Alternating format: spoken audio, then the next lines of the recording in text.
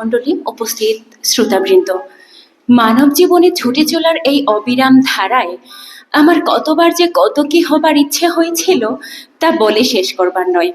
যতবারই মনে হয়েছে এমন যদি হতো, এমন যদি হতাম, তার খানিক পরই আবার মনে হয়েছে হেথা নয়, অন্য কোথা, অন্য কোনোখানে। মনের এমন পরিবর্তনের জোয়ার দেখে নিজেরই এক সময় মনে হয়েছিল এত রং কেন বদলাই। ধীরে ধীরে বেড়ে ওঠার মুহূর্তগুলিতে তার উত্তর খুঁজে পেলাম। বুঝলাম আমি যে স্থবির নই, অনাদি থেকে অনন্ত মহাকালের যে বিস্তার, আমি তো তারই পথের পথিক। মনের পরিবর্তনের সেই জোয়ারের ধরন কেমন ছিল আর এখন কেমন হলো তার বর্ণনা একটু তুলে ধরতে পারলে মন্দ হয় না। সতত এগিয়ে চলার এই পথে বাবা মায়ের করার শাসনে থাকতে থাকতে এক সময় আমার মনে হয়েছিল, ইস, এমন যদি হতাম, আমি মুক্ত ওই পাখির মতো ডানাধারী এক পক্ষীরাজ হতাম। তাহলে এর তো করার শাসনে থাকতে হতো না, ইচ্ছে হলেই যেতাম উড়ে ওই আকাশের পানে।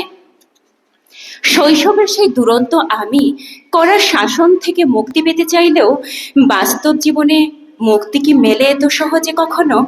অভাব থেকে মুক্তি চাই, অশিক্ষা থেকে মুক্তি চাই, অন্ধকার থেকে আলোতে মুক্তি চাই। আজ যখন আমার জানার বুঝার পাল্লা ভারী হয়েছে, আজ যখন আমি শুনতে পাই মানুষের মুক্তির জন্য করা সেই হাহাকারের ধ্বনি, খুন, ধর্ষণ, রাহাজানি, ডাকাতি, এই সব কিছু থেকে মুক্তির জন্য ছটফটানি, এসব দেখে আমার মনে হয় এমন যদি হতো আমি হতাম এক মুক্তির কাণ্ডারি, তবে হয়তো এই জাতিকে এত অসহ্য যন্ত্রণা সহ্য করতে হতো না।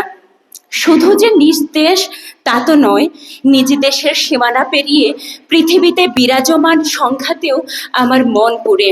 ইউক্রেন রাশিয়া যুদ্ধ, সুদানের গৃহযুদ্ধ, ফিলিস্তিনি কর্তৃক গাজায় চালানো নির্বিচারে সেই হত্যাকাণ্ড, বাচ্চাদের আর্তনাদ, মিয়ানমারের গৃহযুদ্ধ, ইথিওপিয়ার অভ্যন্তরীণ সংঘাত, ডেমোক্রেটিক রিপাবলিক অফ কঙ্গো রুয়ান্ডার সেই সীমান্ত সংঘাতের কথা শুনতে শুনতে মন যখন আজ আমার অবসন্ন, তখন আমার অন্তরাত্মা বলে ওঠে, কি এমন হতো যদি এমন হতো মানুষ তার মানবিকতাকে সর্বোচ্চ স্থান দিত, ঘৃণা, বিদ্বেষ, হানাহানি ছেড়ে দিয়ে মানুষকে আপন করে নিত।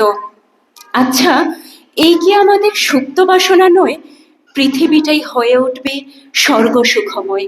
ধন্যবাদ।